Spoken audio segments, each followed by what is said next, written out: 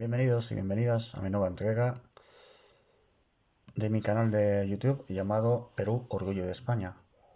En el anterior vídeo hablamos de la importancia de la consideración de los habitantes de Perú como ciudadanos de territorios de ultramar, por lo tanto, con el mismo derecho de ciudadanía que los habitantes de la metrópoli española a partir del siglo XVI.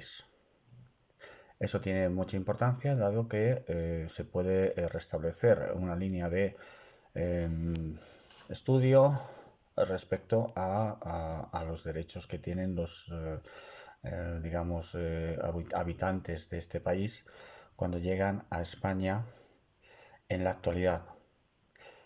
Claro que los reyes españoles en su momento tenían muy claro que ese territorio era España, era parte de España porque le había correspondido por derecho de descubrimiento, y además le había sido otorgado mediante una bula papal que en este momento era tan importante como cualquier ley humana.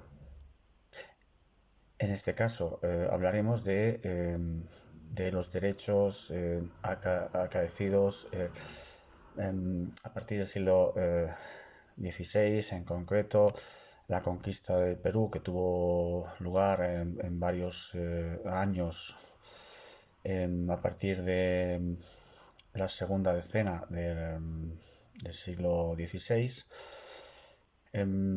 pues conllevó el anexamiento de este país a la que era entonces una corona europea, ya que tenía los territorios de Flandes, parte de Alemania, obviamente parte de la actual Austria, Bélgica, Luxemburgo, etcétera. Y además, a partir de ese momento, pues le había sido otorgado el derecho de descubrimiento y digamos,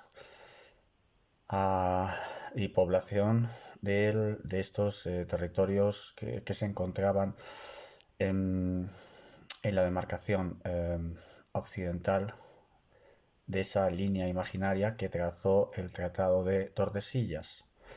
Bueno, muchas personas se preguntarán por qué España firmó ese tratado con Portugal y por qué no se quedó en todo el territorio para ellos mismos, ¿no? Esta pregunta también me la he hecho yo en algún momento.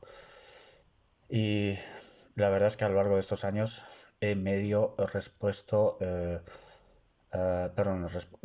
a esa pregunta. En concreto, he llegado a la conclusión de que España no tenía otra opción más que involucrar a Portugal, que era la otra colonia, pero no corona europea, con suficiente potencia, tanto naval como militar, para hacerle frente en caso de una eventual lucha o guerra por esos territorios. Y además, de esa forma se aseguraba de que ninguna de las otras pequeñas potencias europeas que en su momento estaban emergiendo, como Holanda, Inglaterra, Francia, pues no tenían ningún tipo de derechos sobre esa nueva tierra americana, ¿no? Bueno, además es cierto que aunque España sí que tenía conocimiento de la extensión de las tierras, claro, le faltaba un poco de exactitud respecto a cómo delimitar exactamente a partir de qué legua náutica le era más conveniente otorgar a Portugal o no una eventual cesión de ese territorio. Claro, ahora es muy fácil decir, claro, es que ese tratado establecía que había 50 leguas náuticas a partir de un punto imaginario, un paralelo X, ¿no? Pero es cierto que ese, esa línea imaginaria está situada sobre la selva amazónica. Claro, ahora se ve fácil y se podría haber pensado, no, hombre, le convenía más fijar otra línea más cercana a la costa, o quizás que no hubiera llegado hasta el comienzo de la selva, dado que eso fue luego una gran excusa para que Brasil se fuera anexionando poco a poco más y más territorio, gracias a la expansión de, de los habitantes cercanos a la tierra selvática, que fueron adentrándose poco a poco en ella y fueron fijando unas fronteras, en todo caso imaginarias en ese momento, pero que al final consiguieron anexionarse ese territorio que era selvático. Se calcula que de los 8 millones y pico de kilómetros cuadrados que tiene Brasil, más de 6 millones y medio corresponden a selva amazónica. Claro, es muchísimo, es un porcentaje que excede el 80%. Si hubiera España fijado otra línea, otra demarcación náutica, hubieran frenado ese avance, no lo sé. Hablamos de 300 años prácticamente, ¿no? Entre 1492 y 1821 que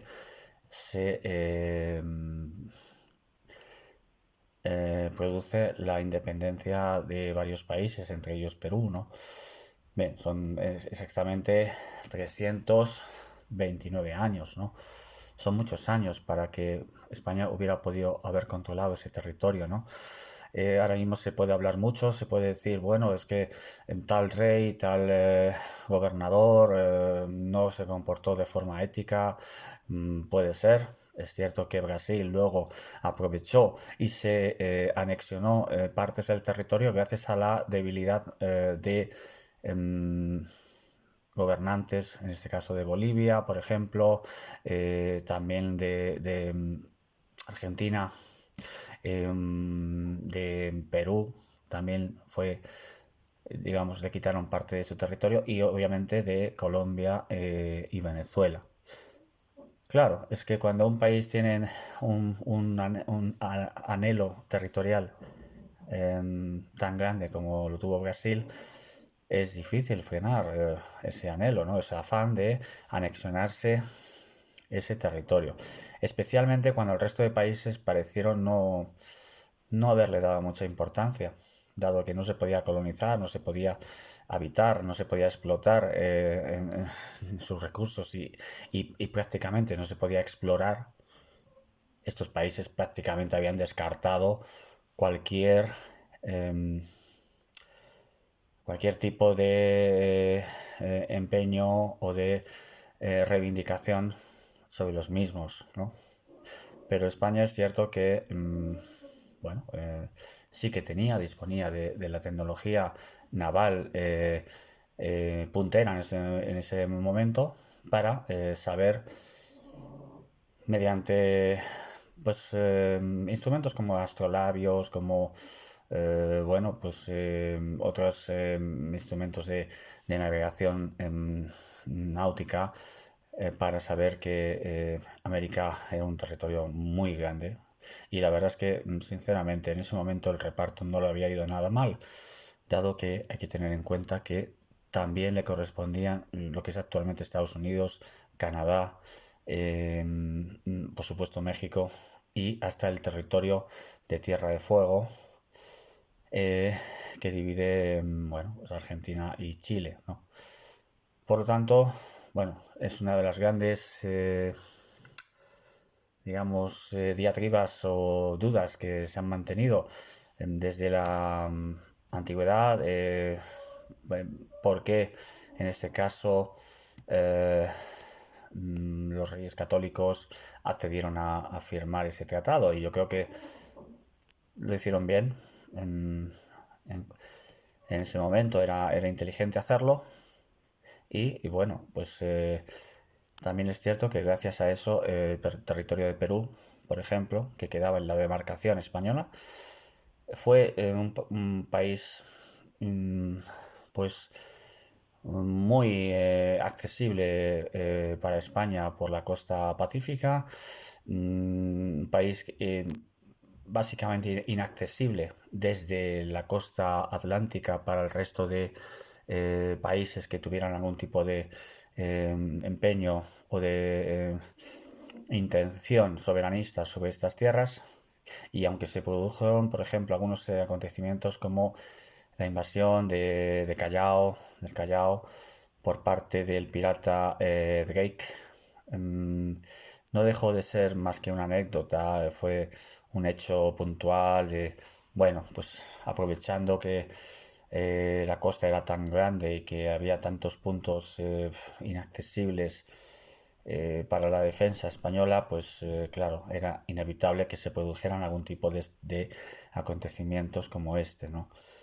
Pero no dejaron de ser como, bueno, pues hechos anecdóticos que por supuesto, demostraban la fortaleza y el dominio español sobre estas tierras. Por supuesto, entonces, la conclusión es que Perú era una parte de España integral, como lo puede ser actualmente Extremadura,